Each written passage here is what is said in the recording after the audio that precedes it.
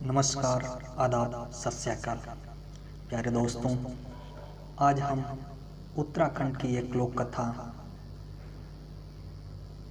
बस तीन पतली सी रोटियां, एक छोटी सी कहानी आपके बीच रखते हैं।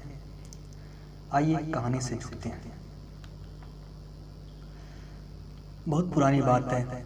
उस पहाड़ी गांव में एक लड़की रहती थी। माँ के अलावा उसका इस दुनिया में और कोई नहीं था। बहुत छोटी थी, पिता चल बसे, चाचा ताऊ भी थे नहीं और भाई बहन भी नहीं थे। माँ ने ही उसे पाल पोस कर बड़ा किया। माँ दिन भर खेती और मजदूरी करती, तब जाकर 2 वक्त का खाना नसीब होता। कभी एक वक्त के भोजन से ही संतोष करना पड़ता। फिर भी दोनों अपने जीवन से बहुत खुश थे। जब लड़की बड़ी हुई तो उसके ब्याह की चिंता माँ को सताने लगी। गांव के लोग भी उनकी शादी की चिंता करते। पिता का साया जो उठ गया था। लड़की बहुत सुंदर थी। गांव वालों की वजह से उसके लिए अच्छे रिश्ते आने लगे। एक जगह बात ठहर भी गई। उसका रिश्ता दूर शहर के संपन्न परिवार में बंधा। धूमधाम से शादी हुई। गांव के लोग सभी लोगों ने सहयोग किया। सौराष्ट्र में खाने पीने की कोई कमी नहीं थी। दूध दही की भी बहार थी। गांव वाले खुश होते कि एक पिता के बिना लड़की इतने अच्छे घर में ब्याही गई। सभी कहते भाग हो तो ऐसा, वरना उस लड़की को अच्छा घर बार मिलना मुश्किल था जिसके पिता न हो। अब जैसा बाहर से दिखाई दिया वैसा भीतर भी हो ऐसा जरूरी नहीं। लड़की की सास बहुत दुष्ट थी। खाना बनाना, झाड़ू लगाना, बर्तन कपड़े धोना, सभी काम लड़की के सर पर थे। गाय बछिया को सानी पानी देना, उनका गोबर साफ करना, जंगल से घास पात लकड़ी लाना भी उसी को करना पड़ता था। फिर भी सास बोलने में लड़कियां जैसी तोड़ती थी। ससुराल में वह 2 मीठे वचन सुनने को तरस गई। न उसे पेट भर खाने को मिलता, न पहनने को। खाने की जगह ताने थे।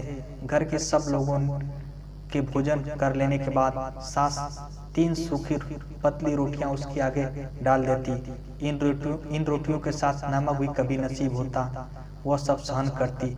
आखिर जाती भी कहाँ, किससे करती। वक्त बीता तो उसका मन हुआ कि अपनी माँ से मिल आए।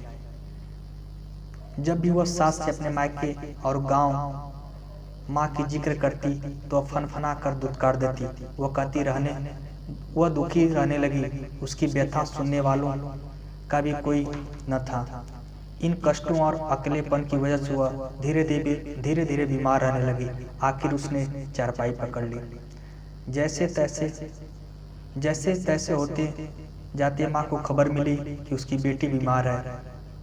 उस पर विपत्तियों का पहाड़ जैसा टूट पड़ा। माँ अपनी बेटी की कुशल लेने के लिए चल पड़ी। जब वह लड़की के ससुराल पहुंची तो उसके हाल बुरे थे। वह बिस्तर में ऐसी परहोश पड़ी थी कि अपनी माँ के आने की भी खबर उसे न लगी।